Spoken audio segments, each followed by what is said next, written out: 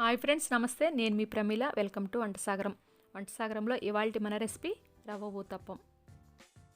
ఇంట్లో బ్రేక్ఫాస్ట్ రెసిపీకి ఏమీ సిద్ధంగా లేనప్పుడు ఇన్స్టెంట్గా అప్పటికప్పుడు బొంబాయి రవ్వతో ఈ రవ్వ ఊతప్పాన్ని తయారు చేసుకోవచ్చు.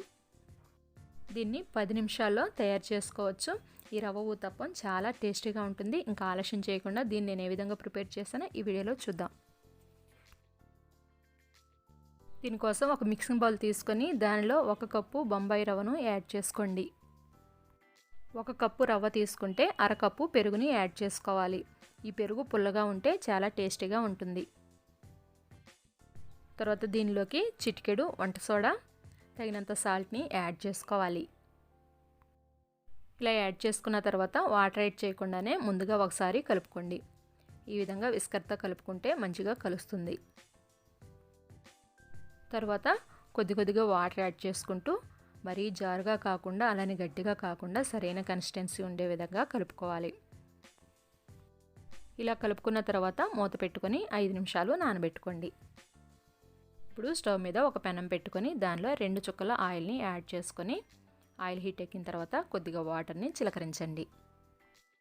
ఇలా వాటర్ని చిలకరించడం వల్ల మనం వేసిన బ్యాటర్ అనేది అతుక్కుపోకుండా మంచిగా స్ప్రెడ్ అవ్వడానికి ఉపయోగపడుతుంది. ఇప్పుడు గరిటెతో బ్యాటర్ని తీసుకొని 2 గరిటెల బ్యాటర్ని యాడ్ చేసుకోండి. దాన్ని ఈవెన్గా స్ప్రెడ్ అయ్యేటట్లుగా చూసుకోవాలి. ఊతప్పం అంటే మందంగా ఉంటుంది కాబట్టి ఎక్కువగా స్ప్రెడ్ చేయవలసిన పని లేదు.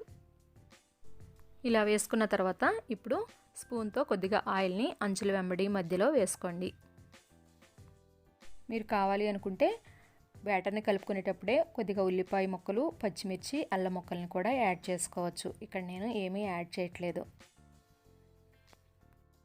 ఈ ఊతప్పం ఒకవైపు కాలిన తర్వాత రెండో వైపు కూడా తిప్పుకోవాలి. రెండో వైపు కూడా కాలిన తర్వాత దీన్ని ఒక ప్లేట్లోకి ట్రాన్స్ఫర్ చేసుకోండి.